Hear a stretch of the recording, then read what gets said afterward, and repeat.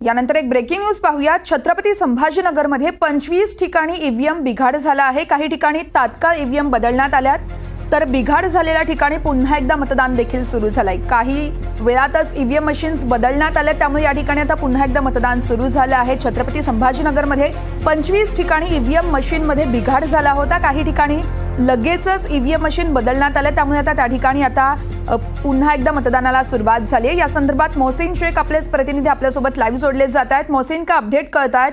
छत्रपती संभाजीनगरमध्ये 25 ठिकाणी ईव्हीएम मध्ये बिघाड झाला होता।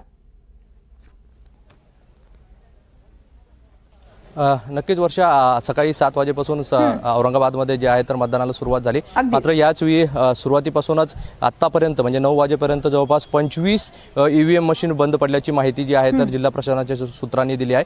मात्र ज्या ज्या ठिकाणी जिल्हा प्रशासनाला याबाबत माहिती मिळाली त्यांनी तात्काळ तिथे दुसरी मशीन पाठवून ती मशीन बदललेली आहे, ईव्हीएम बदललेला आहे आणि त्या ठिकाणी मतदान देखील सुरू आहे। मात्र काही ठिकाणी अजूनही ईव्हीएम बदलण्याचं काम सुरू आहे, त्यामुळे पहिल्याच 9 वाजेपर्यंत पहिल्या टप्प्यातच एवढ्या मोठ्या प्रमाणात ईव्हीएम बंद पडल्याने खळबळ उडाली आहे, चर्चा होत आहे।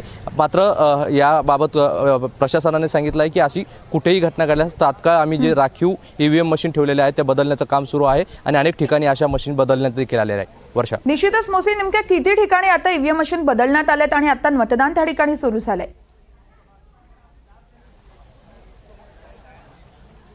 वर्षा, एकूण 25 ठिकाणी आतापर्यंत ईव्हीएम बंद पडल्याच्या ज्या आहेत तक्रारी जिल्हा प्रशासनाच्या कंट्रोल रूमला आल्याची माहिती मिळत आहे आणि त्या ठिकाणी जिल्हा प्रशासनाने एक ॲप बनवली आहे, त्या माध्यमातून त्यांना तात्काळ ईव्हीएम खराब झाल्याचं मेसेज आहे तर तो मिळतो आणि त्यानुसार त्यांनी राखीव ठेवलेल्या ज्या आहेत तर त्या बदललेल्या आहे। आत्ताच त्या सगळ्या किती बदलल्या याची आकडेवारी अजून समोर आलेली नाही आहे, मात्र ज्या ठिकाणी हे बंद पडल्या होत्या त्या ठिकाणी ईव्हीएम जे आहे तर बदलण्यात आले आहे। वर्षा, निश्चितच मोहसिन, या संदर्भातल्या प्रत्येक अपडेट तुमच्याकडून जाणून घेत राहू। तुर्तास धन्यवाद तुम्ही दिलेल्या सविस्तर माहितीसाठी।